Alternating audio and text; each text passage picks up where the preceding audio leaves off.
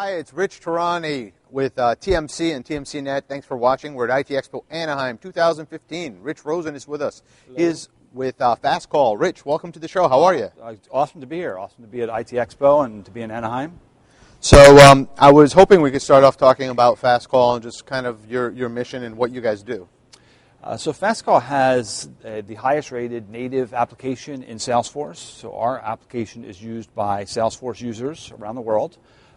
Inside of Salesforce, they're generally inside sales professionals who are making 50, 80, 100, sometimes more calls per day. And it's not an easy job. And before applications like Fastcall, they were generally dialing by hand, logging and scoring calls, and just really inefficient.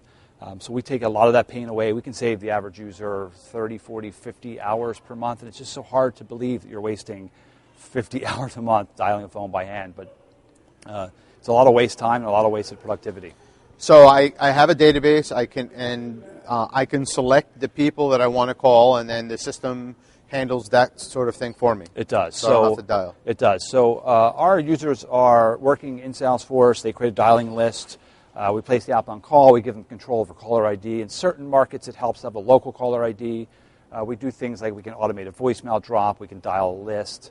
Just make that process. And then the logging and scoring, so note-taking, call results, call type, to make that process much more efficient. And then that rolls up to sales management and executive in terms of the reporting and analytics that they're looking to receive out of Salesforce. Now, is there a certain company size, or what would be the restrictions in terms of the kinds of people that would be best helped by your company?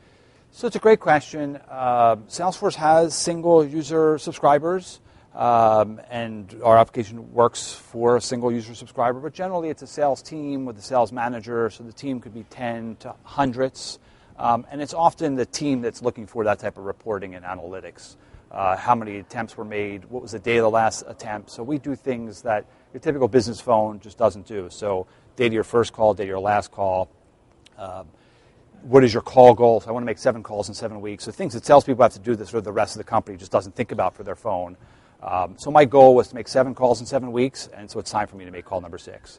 So sort of managing that process for them. Now, how do you monetize it? So the application is licensed monthly per user, like a SaaS application. And generally, our application runs about $480 per user per year. Okay. Now, what about the cost for the calls? How does that work?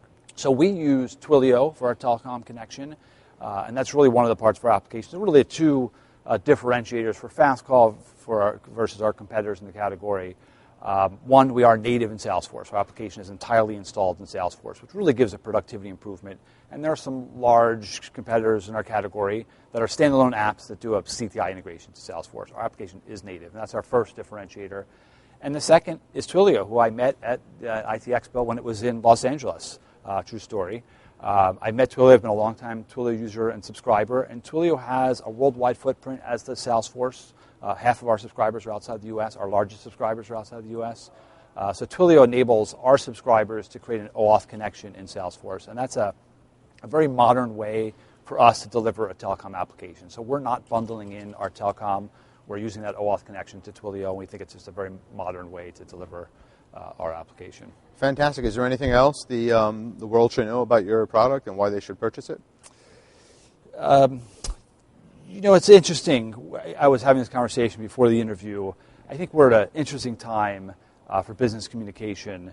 Twitter, Facebook, the social feed. And I think that email is really sort of at a crucial inflection point where email is becoming less and less effective because it's just easier and easier and easier to send email and drip email. And I'm really curious to see what's going to happen with email, what's going to fill that void. And I think it's very easy to say the phone is not new, the phone's not modern, the phone's not sexy. But the fact is, I think the phone will remain strong and will continue to be strong. And I think we're going to see an uptick in phone communication and voice communication, because I think we're going to start to see that some of the other communication channels are really going to become flooded and saturated. So I'm excited about unified communications. I'm excited about the phone. It makes maybe a little bit old school, but I'm still excited about it. Well, that's great. Thanks for being here. Sure, thank you. Fantastic. Nice to see you. Good to see you.